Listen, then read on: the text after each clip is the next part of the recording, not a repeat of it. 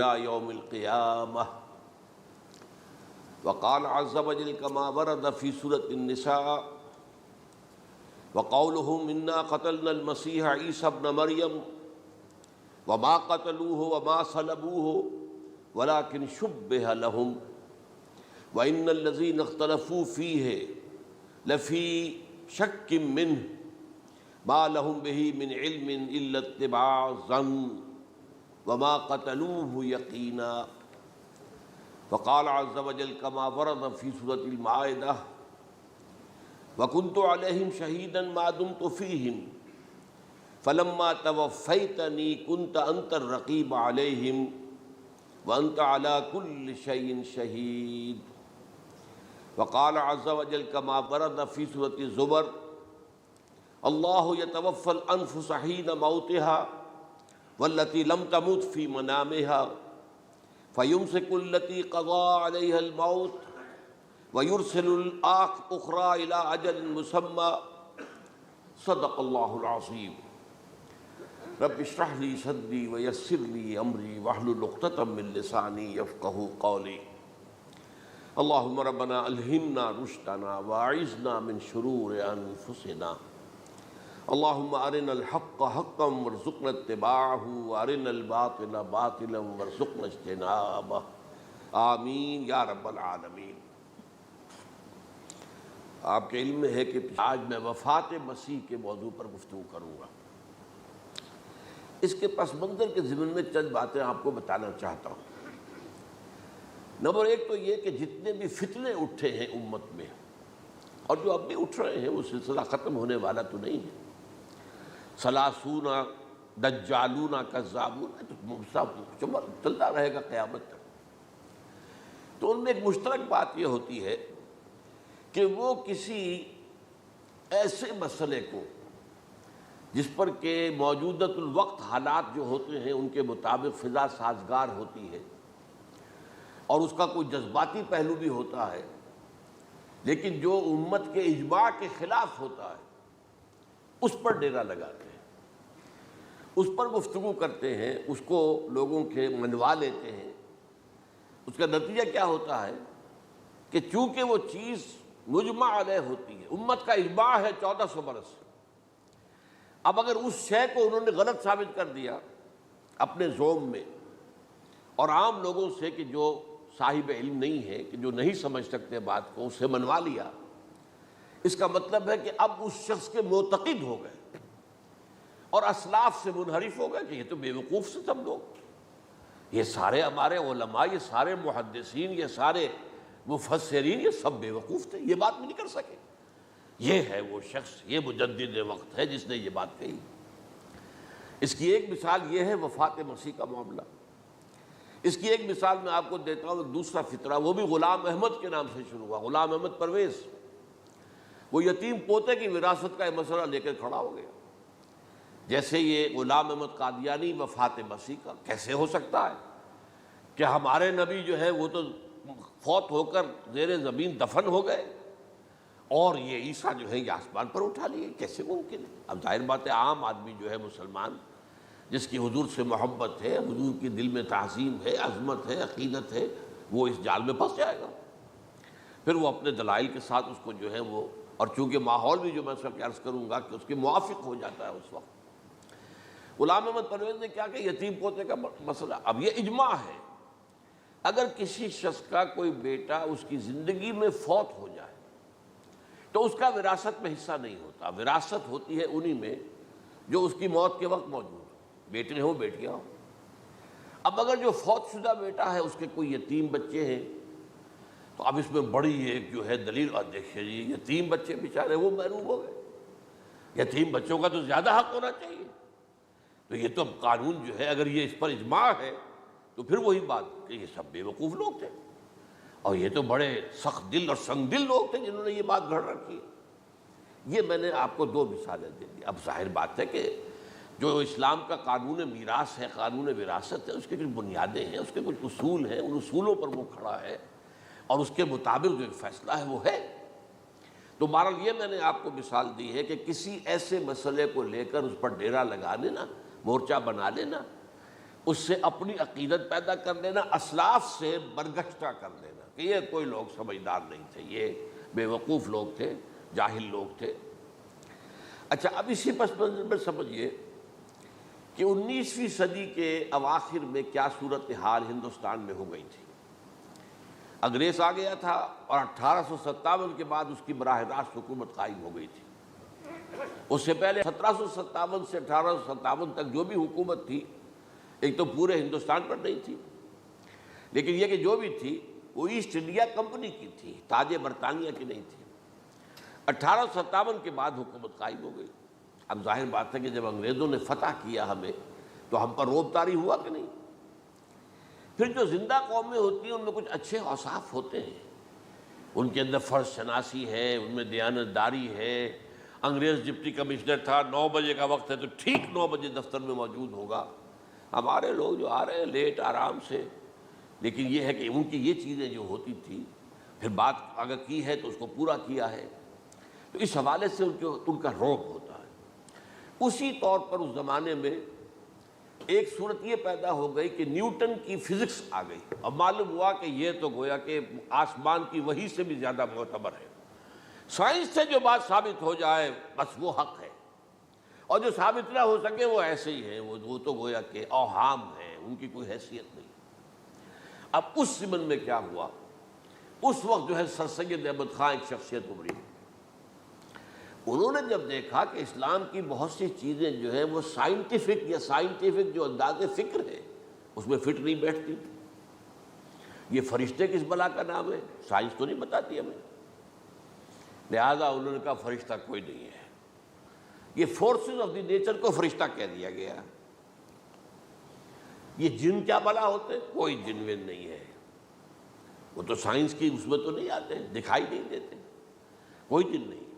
یہ تو جو مشتعل مزاج کے لوگ ہوتے ہیں انسان، ان کو جن کہہ دیا گیا کہ وہ آگ سے پیدا ہوئے ہیں۔ جیسے ہم کہہ دیتے ہیں فلاں شخص غصے میں آگ بگولا ہو گیا، تو آگ تھوڑی ہو جاتا، یہ تو استعارہ ہے۔ اس طرح یہ جو معجزات ہیں یہ کوئی شے نہیں، ان کی بھی فزیکل توجیحات۔ یہ حضرت موسیٰ جب پار ہوئے اپنی قوم کو لے کر سمندر کے، تو یہ کوئی معجزہ نہیں تھا، یہ کوئی حضرت موسیٰ کی ضرب کی وجہ سے پھٹا نہیں تھا سمندر، بلکہ وہ تو مد و جزر کا معاملہ تھا۔ جس وقت سمندر اترا ہوا تھا، جزر میں تھا، تو موسیٰ اپنی قوم کو لے کر گزر گئے۔ جب فرعون آیا اپنے لشکر کے ساتھ تو سمندر مد پر آ گیا، چڑھایا، لہذا وہ ہلاک ہوئے۔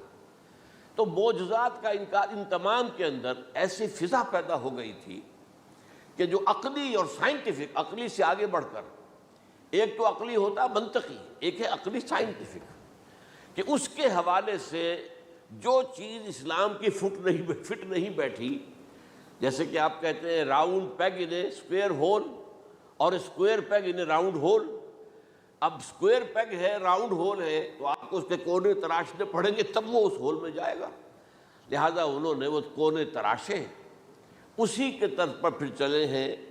جو آپ کو معلوم ہے علامہ مشرقی، انہوں نے بھی جب شروع کیا اپنا دھندا، تو ان کے پہلے کتابچے کیا تھے، مولوی کا غلط مذہب نمبر 1، مولوی کا غلط مذہب نمبر 2، مولوی کا غلط مذہب نمبر 3، چھوٹے چھوٹے کتابچے شائع کر رہے ہیں۔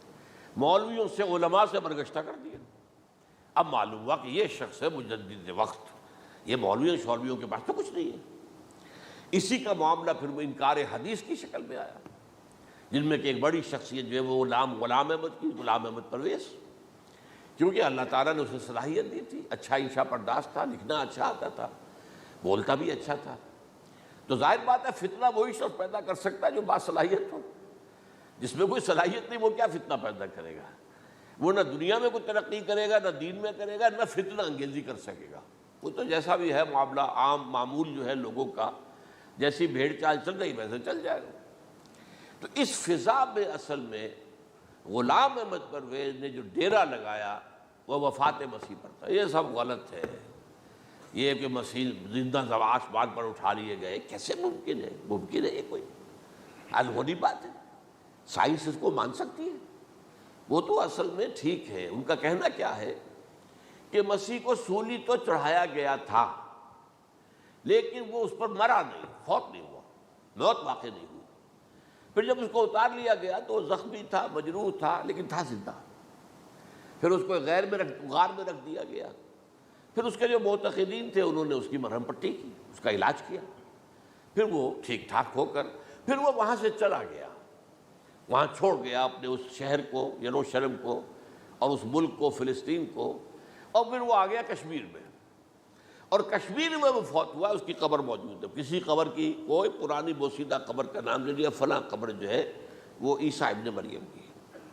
یہ ہے سارا معاملہ. اب ظاہر بات ہے کہ چونکہ ایک انسان کا زندہ آسمان پر اٹھایا جانا، وہ جو سائنسی ذہن ہے وہ اس کو نہیں مانے گا. چاہے قرآن مجید کے اندر تو خرق عادت اور بھی بہت سے ہیں. آخر اصحاب کہف 300 برس تک سوتے نہیں رہے. یہ کوئی سائنس کے حساب کتاب سے صحیح ہے؟ یا یہ ہے کہ حضرت عزیر علیہ السلام 100 برس تک مردہ رہے پھر زندہ کر دیے گئے؟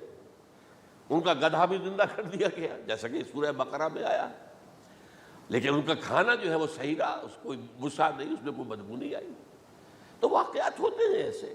اللہ تعالیٰ جو چاہے کرے. خرق عادت ٹھیک ہے، فطری قانون جو بھی ہے، جو لاز آف دی نیچر اللہ نے بنائے ہیں اور اس کے مطابق ہی دنیا چل رہی ہے، لیکن اللہ تعالیٰ کے ہاتھ ٹوٹ نہیں گئے، بند نہیں ہو گئے، اختیار ختم نہیں ہو گیا. میں کیا کروں، میں تو قانون بنا بیٹھا، اب تو میں کچھ نہیں کر سکتا. میں تو قانون بنا چکا ہوں کہ آگ جلاتی ہے، اب اگر ابراہیم کو آگ میں ڈال دیا تو میں تو نہیں بچا سکتا، اس لیے کہ قانون ہے، وہ میرا بنایا ہوا قانون. لیکن ہم یہ سمجھتے ہیں، ہمارا ایمان ہے اللہ تعالیٰ جو ہے وہ قادر مطلق ہے، وہ جب چاہے اپنے ہی بنائے ہوئے کسی قانون کو توڑے. اسی کو کہتے ہیں خرق عادت. خرق کے معنی ہوتا ہے پھاڑ دینا، توڑ دینا. جیسے کہ وہ سورہ کہف میں لفظ آتا ہے کہ وہ حضرت موسیٰ کو جن کے پاس بھیجا گیا تھا، بزرگ کے پاس، انہوں نے اس کشتی کا جس میں وہ سوار تھے اس کا ایک تختہ پھاڑ دیا، توڑ دیا. خرقہ. تو خرق عادت سے مراد کیا؟ عام عادی قانون، laws, physical laws, chemical laws, جو بھی دنیا میں چل رہا ہے، بایولوجیکل لاز، ان کو جب چاہے اللہ توڑے اور اپنی خصوصی مشیت کا اس کے اندر اظہار کر دے. اب اس سلسلے میں جو میں نے آیات آپ کو سنائی ہیں، اور اسی طرح کی کچھ اور آیات بھی ہیں، ان میں قادیانی نے اور قادیانیوں نے اصل ڈیرا لگایا ہے لفظ وفات پر. اصل میں یہ لفظ کیا ہے جو لوگ عربی زبان سے واقف نہیں، ان کو بڑی آسانی، وفات وفات وفات، یہ تو آ گیا. توفیتو، توفیتا، متوفی کا، اے موسیٰ میں تمہیں وفات دے دوں گا. اے اللہ جب تو نے مجھے وفات دے دی، تو وفات تو قرآن میں ہے. پھر اس کے ہوتے ہوئے یہ مفسرین کو کیا ہو گیا؟ ان کا دماغ خراب ہو گیا تھا. یہ تمام محدثین جو ہیں اتنی عقل بھی نہیں تھی ان میں. تو یہ وہ بات جو میں پہلے بیان کر چکا ہوں. اب میں آپ کو بتاتا ہوں اصل میں عربی زبان کا قاعدہ. عربی زبان کے اندر ایک سے حرفی روٹ ہوتا ہے، اس سے الفاظ بنتے چلے جاتے. مختلف کھانوں میں پانی ہے، پانی کو آپ نے گلاس میں ڈال دیا، کوئی اور شیپ ہو گئی. کپ میں ڈالا، کوئی اور شیپ ہو گئی. اور تشت میں ڈالا، کوئی اور شیپ ہو گئی. شیپ تو بدل جائے گی، ہے تو وہی کا وہی پانی. تو اسی طریقے سے مثلاً میں مثال دے رہا ہوں آپ کو. علم یعلم، علم، کسی شے کو جان لیا. علم یعلم اعلاماً، کسی کو کچھ بتا دیا. علم خود جان لیا، اور علم یعلم اعلاماً، کسی کو کچھ بتا دینا. علم یعلم تعلیماً، کسی کو کوئی بات بڑی اچھی طرح ذہن نشین کرانا، بار بار دہرانا، سمجھا دینا، یہ تعلیم ہو گئی.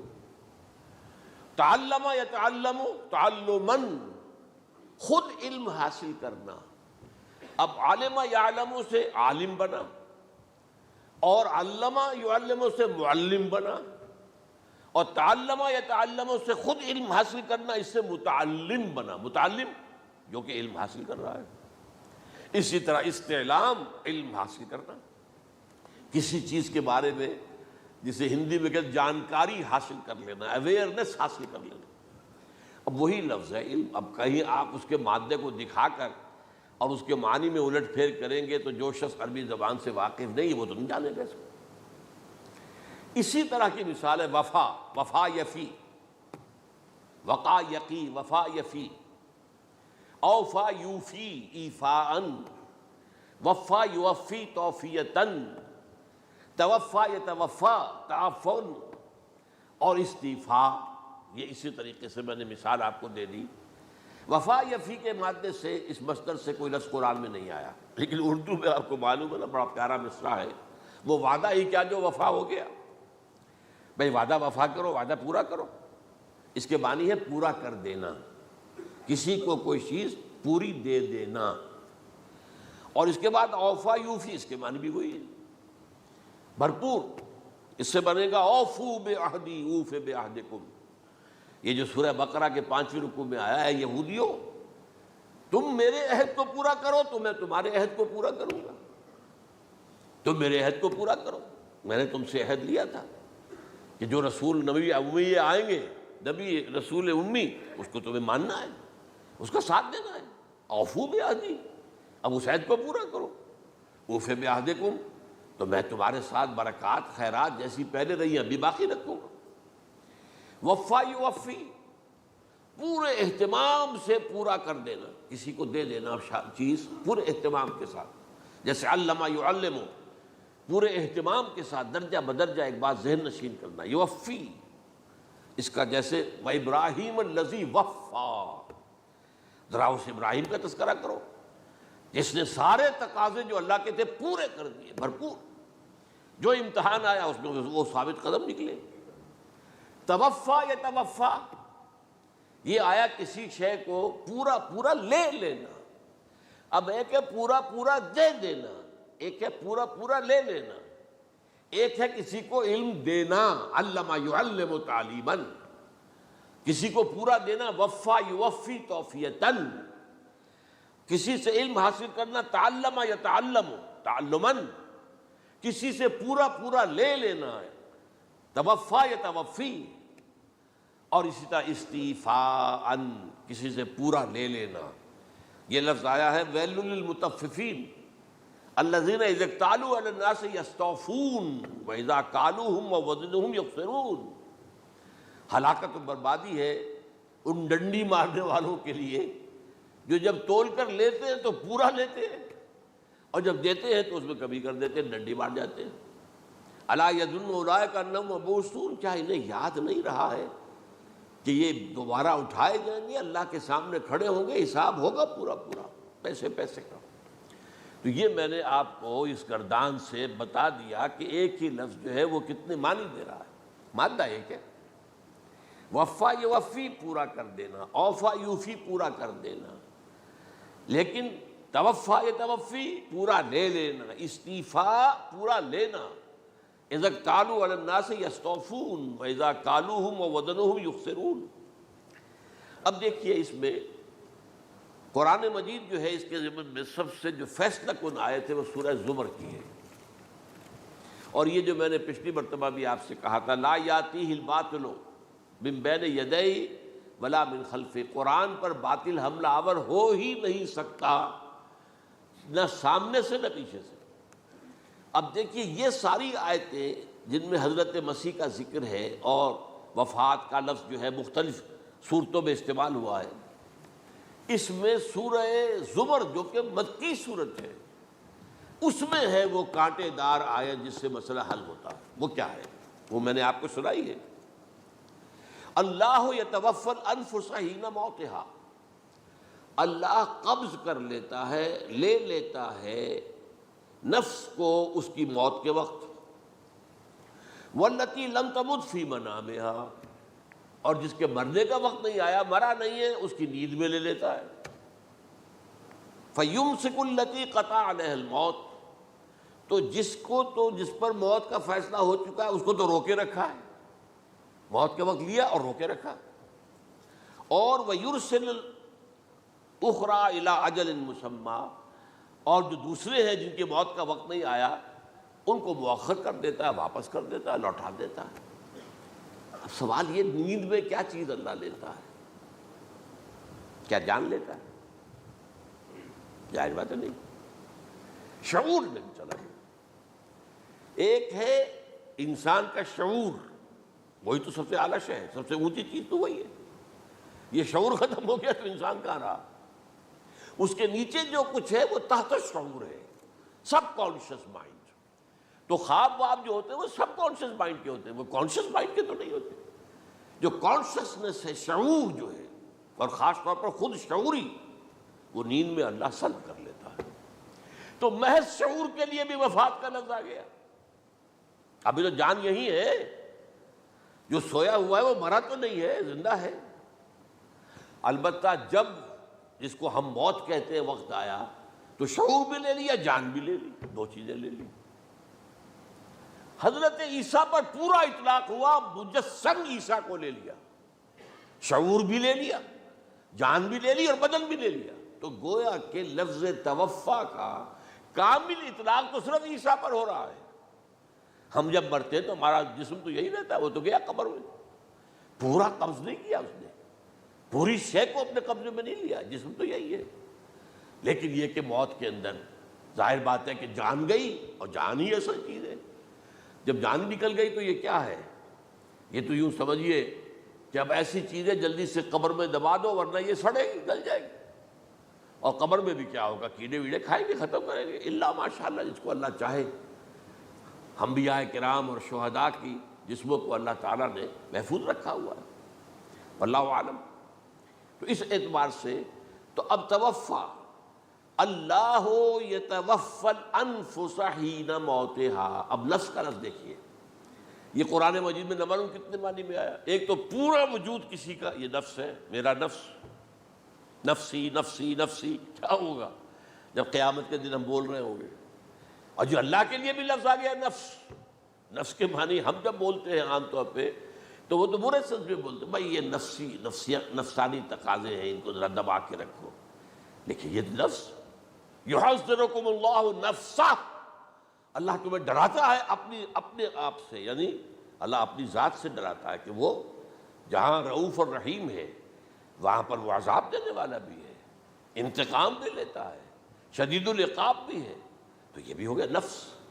پھر نفس جو ہے ہم اس کو بھی کہہ دیتے ہیں، جو کہ نفس کی ایک کیفیت ہے خاص، نفس لوامہ، نفس امارہ، نفس مطمئنہ، یا ایتھا النفس المطمئنہ ارجعی الی ربک راضیۃ مرضیہ۔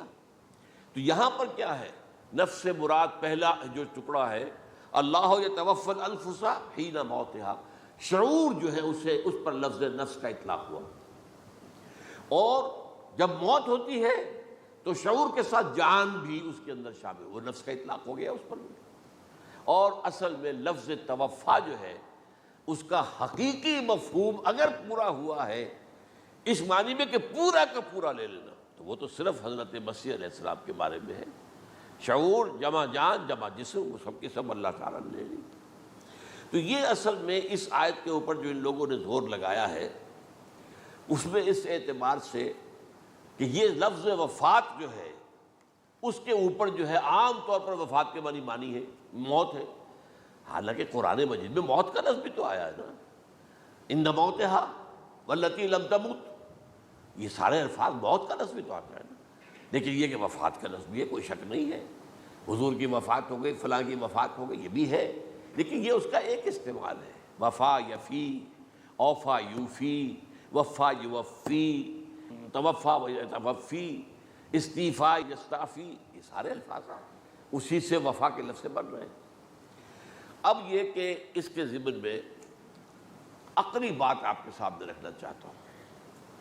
یہ تو میں نے آپ کے سامنے اس لفظ کے حوالے سے، کیونکہ سارا ڈیرا اس لفظ پر ہے ان کا۔ دیکھیے پہلی بات عقلی طور پر یہ ہے جو قرآن سے ثابت ہے، رسول کبھی قتل نہیں ہو سکتا اور رسول کبھی مغلوب نہیں ہو سکتا۔ اس میں فرق ہے نبی اور رسول کا، نبی قتل ہو سکتا ہے، رسول قتل نہیں ہو سکتا۔ اب یہ علیحدہ بحث ہے، نبی کون ہوتا ہے، رسول کون ہوتا ہے۔ اس میں جو اجماع ہے تمام امت کا وہ کیا ہے کہ رسول خاص ہے، نبی عام ہے۔ نبی بہت آئے ہیں، 1.25 لاکھ آئے ہیں بعض روایات کی روح سے، رسول بہت تھوڑے 313 آئے ہیں۔ قرآن مجید میں یوں سمجھیے کہ 20 کے قریب تو انبیاء کا ذکر ہے، اور 5-7 ہیں جو رسول ہیں۔ حضرت نوح رسول ہیں، آدم تو رسول نہیں تھے، نبی تو تھے۔ حضرت شیس رسول تو نہیں تھے، نبی تو تھے۔ حضرت ادریس رسول تو نہیں تھے، نبی تو تھے۔ نبی تو رسول جو ہے پہلے وہ تو حضرت نوح ہے۔ تو اس طریقے حضرت جو ہود ہیں، پھر حضرت صالح ہیں۔ اس حوالے سے نبی اور رسول کے فرق کو سمجھیے۔ تو تو قرآن کہتا ہے کتب اللہ لاغلبن انا ورسلی، اللہ نے طے کر دیا ہے، لکھ دیا ہے، میں اور میرے رسول غالب آ کر رہیں گے، رسول مغلوب نہیں ہو سکتے۔ نمبر 2، وَلَقَدْ سَبَقَتْ كَلِمَتُنَا لِعِبَادِنَا الْمُرْسَلِينَ أَنَّهُمْ هُمُ الْمَنْصُورُونَ وَأَنَّ جُنْدَنَا لَهُمُ الْغَالِبُونَ، یہ بات ہمارے طرف سے طے کی جا چکی ہے، پہلے سے طے ہو چکی ہے، پہلے سے معین قانون ہے اپنے ان رسولوں کے بارے میں جنہیں ہم نے بھیجا ہو، رسولوں کے، نبیوں کے بارے میں نہیں، کہ وہی منصور ہوں گے، ان کی مدد کی جائے گی لا محالہ، اور ہمارا جو لشکر ہوگا یعنی رسول کے ساتھ جو لوگ ہوں گے وہ اللہ کا لشکر ہے، وہ حزب اللہ ہے۔ وَأَنَّ جُنْدَنَا لَهُمُ الْغَالِبُونَ، لازماً وہ غالب ہو کر رہیں گے۔ یہ دو چیزیں جو ہے قرآن مجید کے اندر، یہ دو آیات نص سے قطعی ہیں کہ رسول کبھی مغلوب نہیں ہو سکتا، رسول کبھی قتل نہیں ہو سکتا۔ اب عجیب بات دیکھیے سورہ آل عمران میں، کیونکہ حضرت عیسیٰ کے ساتھ حضرت یحییٰ بھی موجود ہیں۔ حضرت یحییٰ حضرت مریم کے خالہ زاد بھائی تھے، حضرت زکریا کے بیٹے تھے۔ سورہ آل عمران اور سورہ مریم دونوں میں آپ دیکھتے ہیں کہ پہلے یحییٰ کا ذکر ہوتا ہے، پھر عیسیٰ کا ذکر ہوتا ہے۔ یہ ہم عصر بھی تھے، لیکن یہ کہ سینئر تھے حضرت یحییٰ، لیکن حضرت یحییٰ کی مدح قرآن کرتے کرتے آخری بات کیا کہتا ہے؟ نبیم من الصالحین، لفظ رسول نہیں آیا ان کے لیے۔ اور وہیں سائملٹینیس کنٹراسٹ ہے سورہ آل عمران میں حضرت عیسیٰ کے لیے، وہ سارے ان کی مدح رسولاً الی بنی اسرائیل، وہ رسول تھے اور وہ نبی تھے، نبی قتل ہو گئے، ایک آبرو باختہ لڑکی کی فرمائش پر قتل کر دیا، ایک ڈانسر، اس پر بادشاہ اس وقت جو تھا، وہ بادشاہ کیا تھا؟ وہ ایسے بادشاہ ہوتے تھے اس زمانے میں جیسے ہمارے ہاں بھاولپور کے جو ہے نواب ہے، بادشاہ تو انگریز تھا، حکومت تو اس کی تھی، لیکن ایک اٹانومی سی دے رکھی تھی، راجے جو ہے، راجہ صاحب ہے، مہاراجہ ہے، یہ راجے مہاراجے اور نواب جو ہوتے تھے یہ ایک اٹانومی تھی، باقی یہ کہ اصل میں تو بادشاہ جو ہے تو انگریز کی تھی۔ تو اسی طرح کی ایک اٹانومی جو ہے حکومت وہاں اس وقت تھی اصل میں رومیوں کی، اس کا گورنر وہاں موجود تھا پائلیٹس پونٹس، لیکن یہ کہ انہوں نے یہودیوں کو ایک مذہبی اٹانومی دے رکھی تھی، چنانچہ ہیڈرن ان کا ادارہ تھا، دارالقضاء، جہاں چوٹی کے ان کے فقہا اور لیڈر جو تھے، ربائی، وہ بیٹھتے تھے اور فیصلے کرتے تھے۔ کسی مذہبی معاملے میں جو فیصلہ وہ کر دیتے تھے یہ ان میں معاہدہ تھا، وہ فیصلہ جو ہے وہ پھر ایگزیکیوٹ کیا جائے گا، وہ فیصلہ آخری ہوگا ان کا، وہ خود تو سزا نہیں دے سکتے، سزا تو گورنر دے گا، لیکن یہ کہ اگر ہیڈرن جو ہے ان کا جو وہ ہے ادارہ ٹاپ کا، وہ اگر سزا دے دے، سلا دے، تو گورنر کو وہ سزا دینی پڑے گی، یہ ان کا طے تھا معاملہ۔ تو اس نے حضرت مسیح علیہ السلام کو مرتد قرار دیا، جو ہیڈرن ان کا سب سے اونچا ادارہ تھا۔ اس اعتبار سے ان کو جو ہے، لیکن جیسا کہ میں بتا رہا تھا کہ حضرت عیسیٰ رسول تھے، وہ قتل نہیں ہو سکتے تھے، مغلوب نہیں ہو سکتے تھے، لیکن حضرت یحییٰ نبی تھے، ان کو وہی جو اس وقت کا جو یہودیوں میں سے جو بادشاہ تھا نام کا، جو ہیروڈ اینٹیپاس، یوں سمجھیے کہ اس نے کچھ بہت حرام کاری کی ہوئی تھی، شاید اپنے بھائی کی کسی بیوہ کو، وہ مجھے ایگزیکٹلی یاد نہیں ہے، بغیر اس کے کہ وہ عدت مدت پوری ہو پھر نکاح ہو، اسے اپنے گھر میں ڈالا ہوا تھا، اور اس کی جو لڑکی تھی اس کے اوپر بھی عشق آ گیا تھا، آپ کو دل آ گیا تھا، شادی بھی کرنا چاہتا تھا اس سے، اور اس کا ڈانس تھا، اس پر کہا مانگو کیا مانگتی ہو۔ تو اس نے کہا، اس لیے کہ حضرت یحییٰ جو ہے تنقید کرتے تھے بہت کہ یہ تم کیا حرام کام کر رہے ہو، تم نے جس طریقے سے جس عورت کو گھر میں ڈالا ہوا ہے تم گناہ کر رہے ہو، تم شریعت کے خلاف کام کر رہے ہو۔ اس کو کہا تھا یو ڈاٹر آف سن، اس لڑکی کو کہا تھا تم جو کہ گناہ کی بیٹی ہو، اور وہ ناراض تھے، اور وہ ملکہ بھی جو تھی اس وقت تھی، اور یہ اس کی بیٹی بھی بہت ناراض تھے۔ تو انہوں نے کہا، مجھے وعدہ لے لیا کہ دیکھو جو کہہ رہے ہیں، جو مانگوں گی مانگنا پڑے گا، ہاں مانگوں گا، مجھے یحییٰ کا سر چاہیے۔ ایک دفعہ تو وہ کانپ گیا، اسے اندیشہ تھا کہ اگر یحییٰ کو میں نے قتل کر دیا تو یہودیوں کے اندر ہو سکتا بغاوت ہو جائے، لیکن پھر اس نے پھر تانا دیا، تم کیسے بادشاہ ہو، اپنا وعدہ پورا نہیں کرتے۔ پھر انہوں نے کہا ٹھیک ہے، حکم دیا، اور وہ جیل میں تھے پہلے سے ہی، وہاں گئے اور جو ہے ان کا سر قلم کیا، لا کے پیش کر دیا۔ تو نبی جو ہے جن کی بڑی مدح ہوئی ہے سورہ مریم کے اندر جب آپ پڑھیں گے تو ان کی شان جو ہے، لیکن نبی تھے، صرف رسول نہیں تھے۔ اور حضرت عیسیٰ رسول تھے، رسول قتل نہیں ہو سکتا، نبی قتل ہو سکتا۔ تو یہ قاعدہ جو ہے وہ بھی قرآن نے اس سائملٹینیس کنٹراسٹ کے حوالے سے سورہ آل عمران میں حضرت یحییٰ اور حضرت عیسیٰ کا تقابل کر کے بتا دیا۔ تو ایک تو بات یہ ہے کہ اس اعتبار سے میں جو آپ کو آیت سنا چکا ہوں، یہ جو جرائم جو ہے سورہ نساء کے اندر یہودیوں کے اللہ تعالیٰ نے بیان کیے ہیں، ان میں سے یہ بھی ہے وَقَوْلُهُمْ إِنَّا قَتَلْنَا الْمَسِيحَ عِيسَىٰ ابْنَ مَرْيَمَ، اور ان کا یہ کہنا کتنا بڑا جرم ہے جو یہ کہہ رہے ہیں ہم نے عیسیٰ ابن مریم کو قتل کر دیا۔ لیکن یہاں ایک عجیب کیفیت ہے، رسول اللہ کے رسول کو، عام طور پر اس کی کنسٹرکشن کو لوگ سمجھے نہیں ہیں، وہ سمجھتے شاید انہوں نے خود ہی کہا رسول اللہ، انہوں نے تو رسول اللہ کہتے تو قتل کیسے کرتے؟ یہ اللہ نے کہا، اچھا ان کا کہنا یہ ہے کہ اللہ کے رسول کو قتل کر دیا۔ وَقَوْلُهُمْ إِنَّا قَتَلْنَا الْمَسِيحَ عِيسَىٰ ابْنَ مَرْيَمَ رسول اللہ، ان کا یہ کہنا کہ ہم نے عیسیٰ ابن مریم کو، مسیح کو قتل کر دیا، وہ اللہ کے رسول کو۔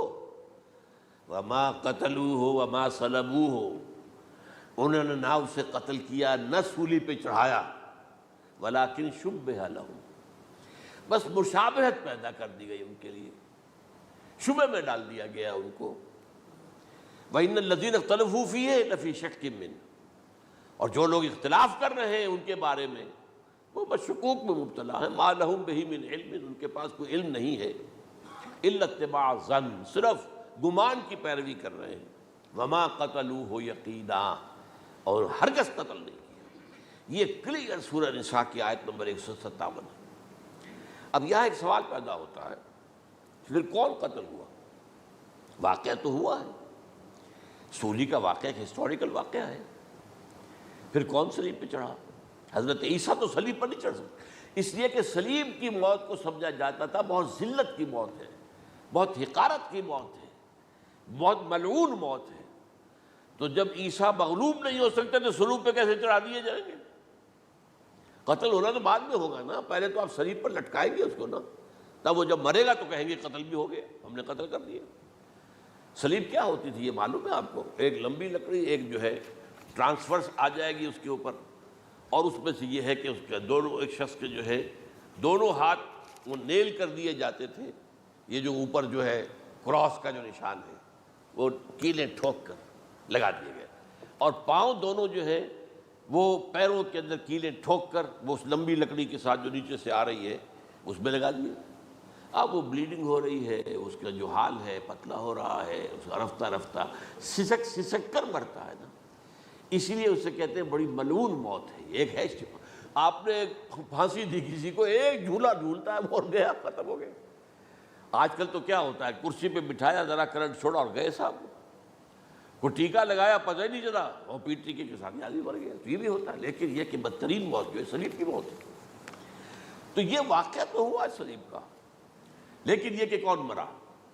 اب دیکھیے عیسائیوں کا کہنا کیا ہے، عیسیٰ صلیب پر چڑھے، وہاں فوت ہو گئے، مر گئے، پھر انہیں نکالا گیا، ایک قبر میں رکھ دیا گیا، لیکن قبر وہ جو تھی اس طرح نہیں تھی زمین میں کھدی ہوئی، بلکہ ایک پہاڑ کے اندر ایک چھوٹا سا کھو تھا، غار سی، وہاں رکھ دیا گیا، لیکن وہاں سے وہ زندہ ہو گئے۔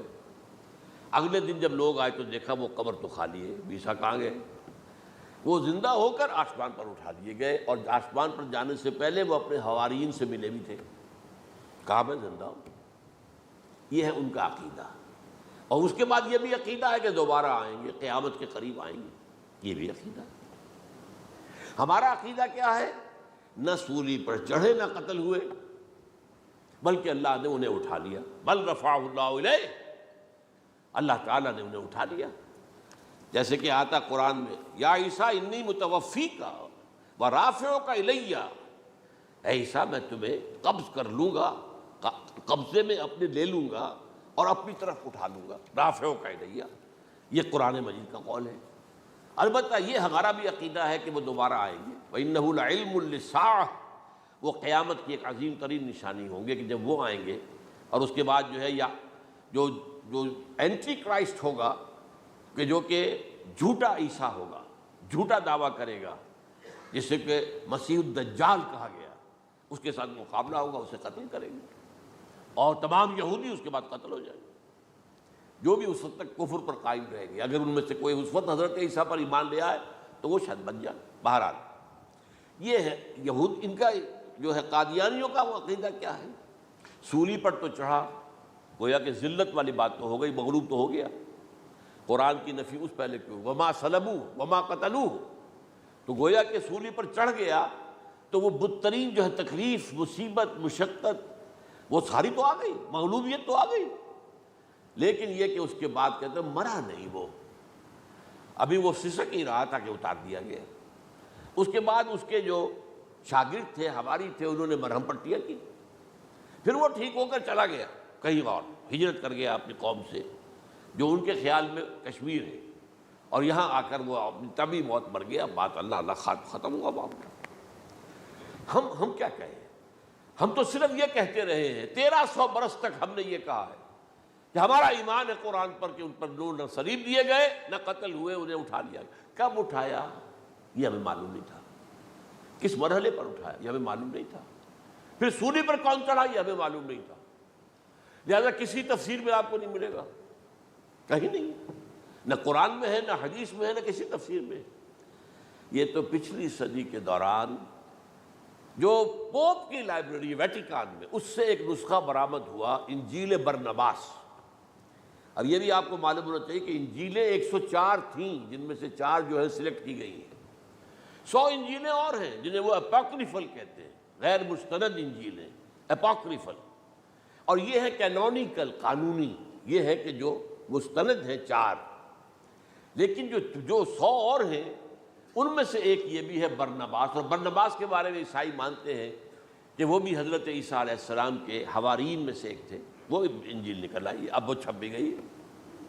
کراچی میں ایک ادارہ ہے خاص طور پر، باوانی جو سیٹھ ہیں ان کا بنایا ہوا ادارہ ہے، تو وہی چھاپتے بھی ہیں۔ ایک زمانے میں تو کافی تقسیم بھی کر رہے تھے، اب مجھے معلوم نہیں۔ اس نے سارا قصہ بیان کیا۔ قصہ کیا ہے؟ بہت دلچسپ قصہ ہے، پوری تفصیل سے۔ ایک شخص جو کہ حضرت مسیح کے حواریین میں شامل ہو گیا، وہ تھا جیوڈاس اسکیریوٹ۔ یہ شخص اصل میں تھا ایک زیر زمین تنظیم وہاں چل رہی تھی، زیلوٹس، انڈر گراؤنڈ موومنٹ، تاکہ ہم رومنوں کی حکومت یہاں سے ختم کریں اور اپنی پوری حکومت اور آزادی حاصل کریں۔ ان میں سے یہ بھی تھا، ان کا سرغنہ تھا برابس، برابا ڈاکو سے کہا جاتا ہے، برابس۔ ظاہر بات ہے کہ قانون شکن تھا تو ڈاکو ہی تھا۔ اچھا، ان میں سے یہ شخص جو ہے، اس نے جیوڈاس نے حضرت عیسیٰ کے معجزے دیکھے بہت، اور اتنا یقین ہو گیا اسے کہ یہ شخص جو ہے عیسیٰ، یہ ایک مرتبہ اگر رومیوں پر لعنت بھیج دے، کرس کر دے، تو رومی ختم ہو جائے۔ لیکن ان سے کئی دفعہ جو ہے پھیر ڈال کر، ہیر پھیر کے ساتھ کوشش کی گئی کہ رومیوں کے خلاف وہ کوئی جو ہے وہ لعنت ملامت کر دے، وہ نہیں کرتے تھے۔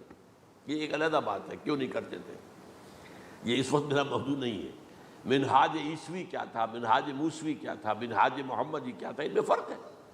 لِكُلٍّ جَعَلْنَا مِنْكُمْ شِرْعَةً وَمِنْہاجًا، سورہ مائدہ میں آیا، تمام رسولوں کے لیے ہم نے ایک ایک منہاج، ایک ایک شریعت علیحدہ علیحدہ دی ہے۔ بہرحال منہاج عیسوی کچھ اور تھا، تو یہ نہیں کہتے تھے۔ اب اس نے کیا کیا کہ وہ اپنے ڈاکو سرغنے سے اجازت لے کر ان کے حواریین میں شامل ہو گیا، اعتماد حاصل کیا، اور بار بار کوشش کی کہ یہ بددعا دے دیں، رومیوں کو نہیں دی۔ اب اس نے سوچا کہ انہیں اگر ذاتی طور پر تکلیف پہنچے گی تو زبان سے کلمہ نکل ہی جائے گا نا کوئی لعنت کا۔ اس نے پکڑوایا حضرت عیسیٰ کو، کیونکہ جب یہ فیصلہ ہو گیا تھا ان کے قتل کا، ہیڈرن جو ہے ادارہ وہ دے چکا تھا، اس کا فتویٰ تھا یہ واجب القتل ہے، یہ مرتد ہے، لہذا اس کو قتل کر دیا جائے، اور یہ فیصلہ جو ہے وہ رومی گورنر تک پہنچایا جا چکا تھا۔ رومی گورنر نے یہاں تک کہا، یہ سینٹ جو متی کی انجیل ہے اس میں موجود ہے، بھائی ہمارے پاس تو اس کا کوئی جرم نہیں ہے، ہمارے ہاں کوئی ایسی بات اس کی نہیں ہے جس سے کہ ہم اسے واجب القتل قرار دیں۔ ان کا نہیں، ہمارا حکم ہے، ہمارا فیصلہ تمہارا طے ہے، چاہے مذہبی معاملے میں کوئی فیصلہ ہمارا ہوگا تو تمہیں جو ایگزیکیوٹ کرنا ہوگا۔ بہرحال اس وقت حضرت مسیح روپوش ہو گئے گرفتاری سے بچنے کے لیے، ایک باغ میں تھے وہ، وہاں پر رات کے وقت انہوں نے اپنے حواریین کے ساتھ لاسٹ سپر کہتے ہیں اس کو، لاسٹ سپر کھانا کھایا، آخری کھانا تھا، اور اس کے بعد اس میں فرمایا آج کی رات تم میں سے ایک میرے خلاف غداری کرے گا۔ یہ کہہ کر حضرت مسیح تو ایک کوٹھڑی میں چلے گئے، جو ہوتی ہے باغ کے اندر، کوئی کھرپے ورپے جو ہے، کوئی وہاں پہ کسیاں رکھی ہوئی، تو اس میں خود جا کر عبادت میں مصروف ہو گئے۔ اپنے حواریین سے کہا کہ تم بھی عبادت کرو، وہ حواریین سو گئے۔ اب یہ اسکریوٹ جو ہے یہ اٹھا، یہ گیا رومیوں سے جا کر کہا میں پہنچا دیتا ہوں عیسیٰ تک، پکڑوا دیتا ہوں، آؤ میرے ساتھ۔ 30 ان کے آدمی آئے، وہ اس سے کہا باغ کے باہر کھڑے رہو تم، میں اندر جاؤں گا، تھوڑی دیر کے بعد تم آنا، جسے میں کہوں اے میرے استاد، پکڑ لینا اسی کو۔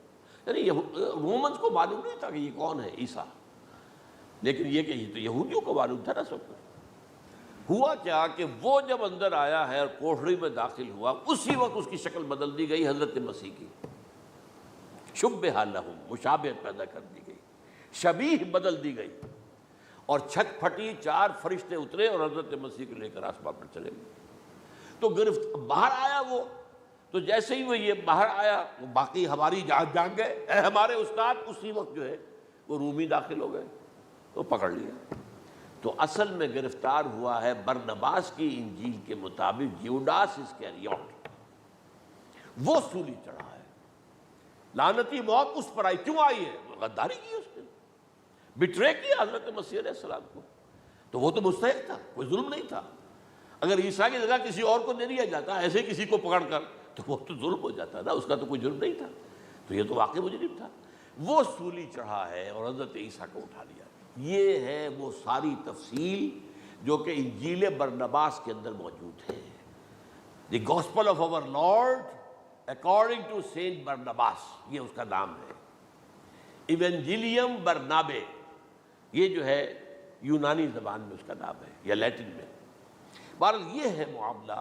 تو پہلی بات تو یہ ہے کہ عقلی طور پر رسول نہ مغلوب ہو سکتا ہے نہ قتل ہو سکتا ہے، ہمارا عقیدہ ہے، وَمَا صَلَبُوهُ وَمَا قَتَلُوهُ۔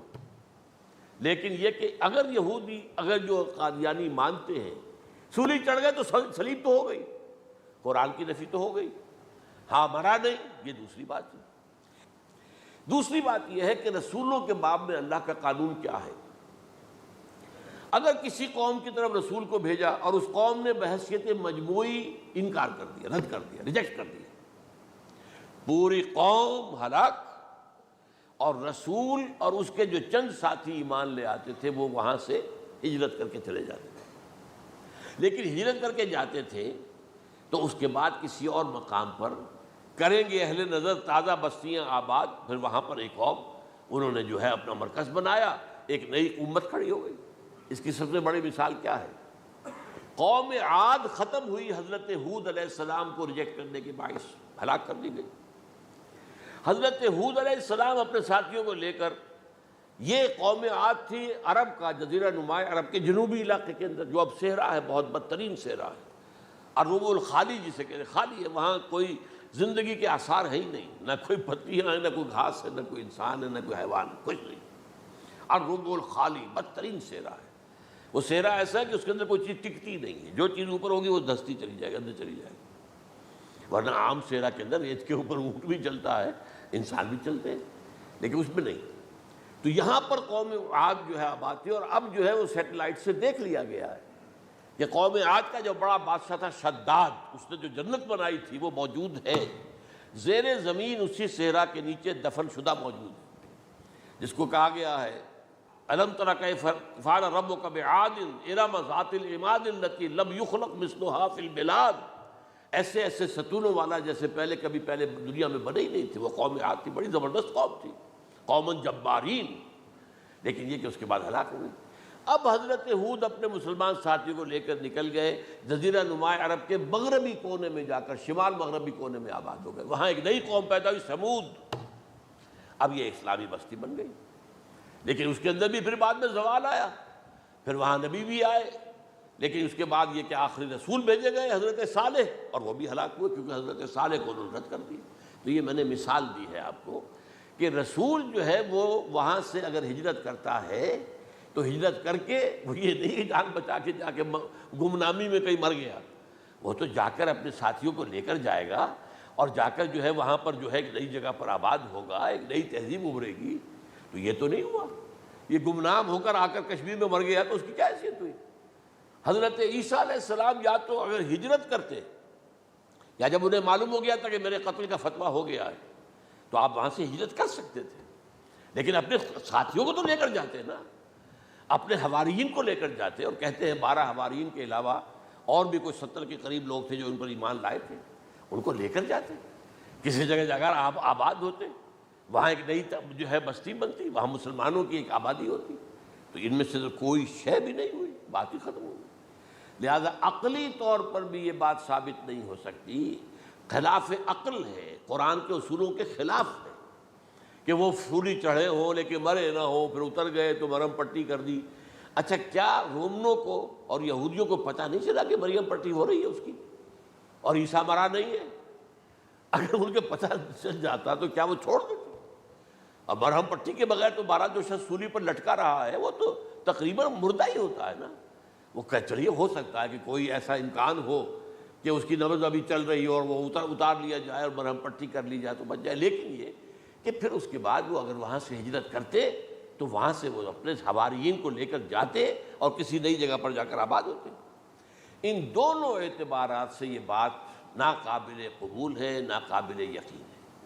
لیکن اسی مسئلے کو لے کر انہوں نے جو جیسا کہ میں نے بتایا تھا، وفات ہو گئی، کیسے ہو سکتا ہے ہمارے نبی جو سید المرسلین ہیں وہ تو زیر زمین دفن ہو گئے اور یہ جو آسمان پر اٹھا لیے گئے، یہ کیسے ہو سکتا؟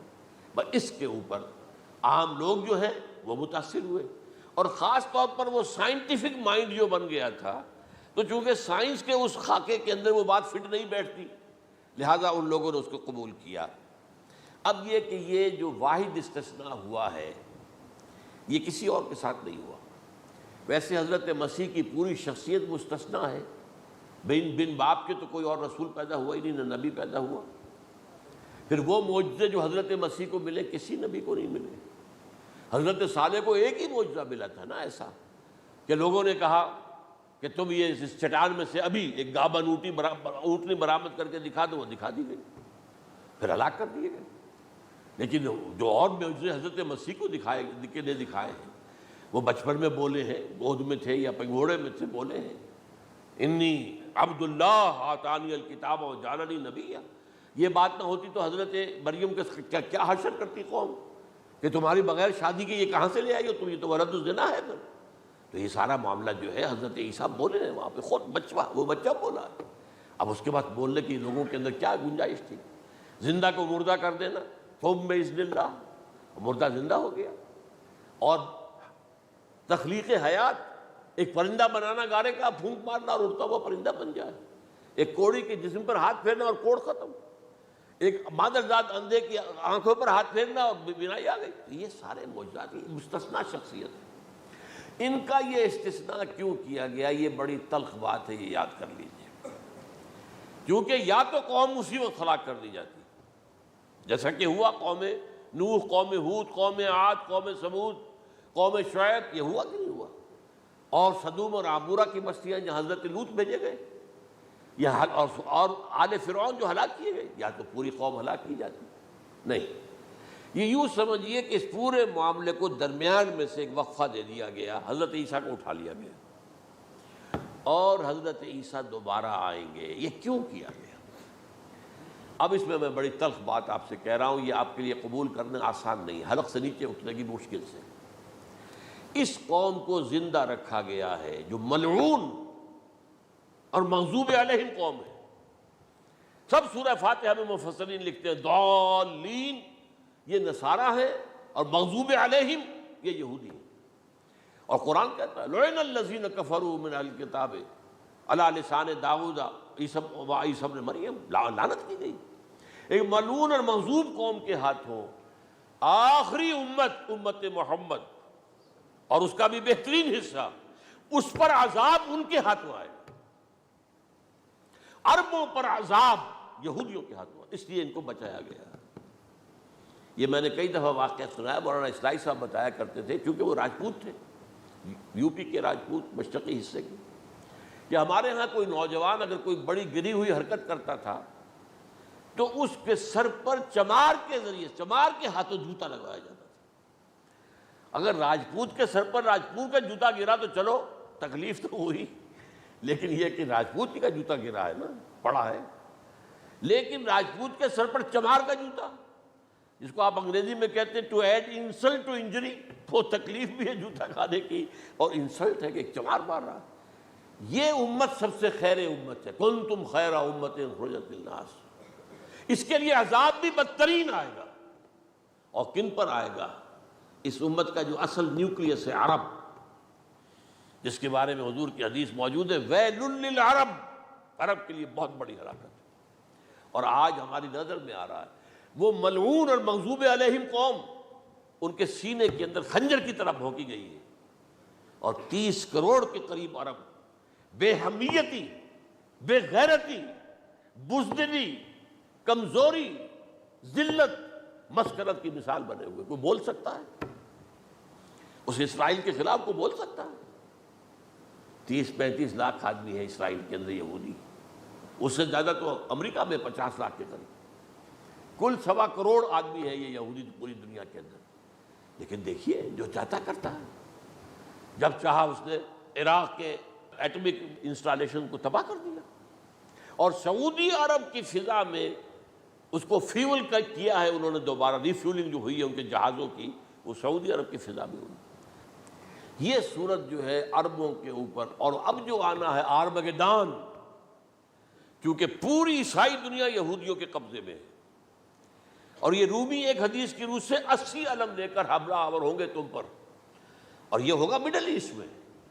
کیا آپ کو معلوم ہے پوری دنیا میں کہا جا رہا ہے 3rd ورلڈ وار جو ہونے والی ہے وہ مڈل ایسٹ میں ہوگی؟ اور میں ٹوائنبی کا قول آپ کو سنا چکا ہوں، 1950 کا قول ہے اس کا۔ یہ اس وقت تک تو سوال ہی پیدا نہیں ہوتا تھا، سارا تصادم جو ہو رہا تھا وہ ایک طرف روسی اور اس کے ساتھی تھے، روس اور اس کے ساتھی، دوسری طرف یہ مغربی یورپ اور امریکہ تھا۔ کوئی مسلمانوں اور عیسائیوں کی کسی جنگ کا تو کوئی امکان نظر ہی نہیں آتا تھا۔ لیکن ٹائنبی نے کہا ہے، جو سب سے بڑا فلاسفر آف ہسٹری ہے 20ویں صدی کا، کہ اب جو جنگ ہوگی بڑی، جو اس نیکسٹ سینچری کی، 21 سینچری کی، وہ در حقیقت کمیونزم کے درمیان اور کیپٹلزم کے درمیان نہیں ہوگی، بلکہ عیسائیوں اور مسلمانوں کے درمیان ہوگی۔ یہ میں اس کا حوالہ بھی پورا آپ کو دے چکا ہوں، اس نے یہ کہاں یہ بات کہی۔ تو یہ ہے، یہ بات جان لیجئے، اور مڈل ایسٹ میں ہوگی، گریٹر اسرائیل بنے گا۔ حدیث میں خبریں، یہ سارے مسلمان ممالک تمہارے ہاتھ سے نکل جائیں گے مسلمانوں، یہ عراق اور اردن اور یہ اور وہ، یہاں تک کہ ترکی، سعودی عرب کا بھی شمالی حصہ نکل جائے گا۔ البتہ مدینے کا جو ان کا پروگرام ہے اس کو اللہ نہیں پورا ہونے دے گا، مدینے میں داخلے کی ان کو اجازت نہیں ملے گی۔ بہرحال یہ سارا کچھ ہونے والا ہے۔ وہ وقت بھی آنے والا ہے کہ حضور کی ایک حدیث کے مطابق ایک شخص کے 1000 بیٹے ہوں گے تو 999 ختم ہو جائیں گے، ایک بچے گا۔ یہ وقت بھی آنے والا ہے کہ حضور فرماتے ہیں اتنی بڑی جنگ ہوگی، اتنی خوریزی ہوگی کہ پوری زمین اٹ جائے گی لاشوں سے۔ تو پرندہ جو ہے، کوئی ایک تو پرندے ہوتے ہیں کہ جو مردار خور ہے، گدھ ہے، وہ تو بڑی خوشی سے اتریں گے، تناول فرمائیں گے لاشوں کو۔ اسی طریقے سے کوے ہیں، چیلے ہیں، لیکن جو نفاست پسند پرندے ہیں وہ لاش کے اوپر اترنا نہیں چاہتے۔ تو ایک پرندہ اڑتا چلا جائے گا، اسے کہیں زمین پر اترنے کی جگہ نہیں ملے گی، لاشیں ہی لاشیں ہوں گی، یہاں تک کہ وہ تھک ہار کر اس کے جو ہے پر جواب دے جائیں گے، گرے گا تو لاش پر گرے گا۔ یہ وقت آنے والا، اور یہ یہودیوں کے ہاتھوں، یا یہودیوں کے جو سپورٹرز ہیں اس وقت، جو ان کے ہاتھ میں آلہ کار ہیں، ان کے ہاتھوں آنا ہے۔ میرے نزدیک اس کام کے لیے اس ملعون قوم کو، کہ جو حضرت عیسیٰ کے زمانے سے ملعون ہو چکی، اس کو باقی رکھا گیا ہے، اسے یہ موقع دیا گیا ہے۔ اس نے اسرائیل بنا لیا ہے، تقریباً 2000 سال کے بعد وہ دوبارہ آ کر آباد ہوئے اس سرزمین میں جہاں سے نکال دیے گئے تھے 70 عیسوی کے اندر۔ یہ سارا کچھ کیوں ہو رہا ہے؟ تو در حقیقت میرے نزدیک واللہ عالم حکمت خداوندی اس میں یہ ہے، انہیں روک کر رکھا گیا ہے اور حضرت عیسیٰ کو اٹھا لیا۔ پھر وہی عیسیٰ آئیں گے اور انہی کے ہاتھ میں یہ ہلاک ہو گئے، سوائے اس کے چونکہ جو ایک میں نے آپ کو کئی دفعہ حوالہ دیا ہے، فلاڈلفیا ٹرمپٹ ایک رسالہ نکلتا ہے پروٹیسٹنٹ عیسائیوں کا، انہوں نے یہ لکھا ہے، اس نے لکھا ہے ایک پرچے کے اندر کہ جب حضرت مسیح آئے گی اینٹی کرائسٹ ہوگا، وہ لکھا اس نے کہ وہ یہودی ہوگا، حالانکہ وہ پرو یہودی ہے۔ وہ جتنے بھی یہ جو کرسچن زائنسٹ ہیں یہ تو یہودیوں سے بڑھ کر زائنسٹ ہیں، ان کے بڑے سپورٹرز ہیں، تو لیکن اس نے لکھا ہے اینٹی کرائسٹ ول بی اے جیو۔ ابھی کچھ عرصے پہلے آپ کو یاد ہوگا نوسٹریڈیمس کا بڑا چرچا ہو گیا تھا، اس کی جو ہے وہ پیشن گوئیاں اور یہ کہ ایک مسلمان ہوگا اینٹی کرائسٹ، اور صدام کے بارے میں اشارے کیے جا رہے تھے کہ وہ اینٹی کرائسٹ ہوگا وغیرہ وغیرہ، لیکن انہوں نے لکھا ہے کہ وہ اینٹی کرائسٹ یہودی ہوگا، اور اس نے لکھا 80% یہودی قتل ہو جائے گا۔ یہ میں نے ایک تعویل کی ہے اپنے ذہن میں کہ 20% شاید وہ ہوں جو حضرت عیسیٰ کی جو سیکنڈ کمنگ ہے آمد ثانی کے موقع پر ان پر ایمان لے آئیں اور وہ بچ جائیں، لیکن جو بھی حضرت عیسیٰ کا انکاری ہوگا وہ ختم کر دیا جائے گا، جیسے قوم نوح ختم ہوئی، قوم ہود ختم ہوئی، قوم عاد ختم ہوئی، قوم صالح ختم ہوئی، اسی طریقے سے تو یہ قانون خداوندی پورا ہونا ہے۔ بس ایسے ہی ہے جیسے کسی کو پھانسی کا حکم تو ہو گیا ہو لیکن ابھی ایگزیکیوشن نہ ہوئی ہو، ہوتا ہے 2 سال 3 سال گزر جاتے ہیں کہ پھانسی کا حکم ہے لیکن یہ کہ اب وہ پھانسی نہیں ہو رہی ہے، وہ اپیل و در اپیل معاملہ چل رہا ہے۔ یہ ہے میرے نزدیک واللہ اعلم، اللہ تعالیٰ نے یہ کوڑا ان مسلمانوں کے لیے رکھا ہوا ہے کہ جن کے رتبے ہیں سوا، ان کی سوا مشکل ہے۔ جتنا اونچا مقام اللہ نے دیا عربوں کو، ان میں حضور کو اٹھایا، ان کی زبان میں اپنا آخری کلام نازل کیا، تو ان کی ذمہ داری بھی بہت ہے۔ جن کے رتبے ہیں سوا، ان کی سوا مشکل ہے۔ اقول قولی ھذا واستغفر اللہ لی ولکم ولسائر المسلمین والمسلمات۔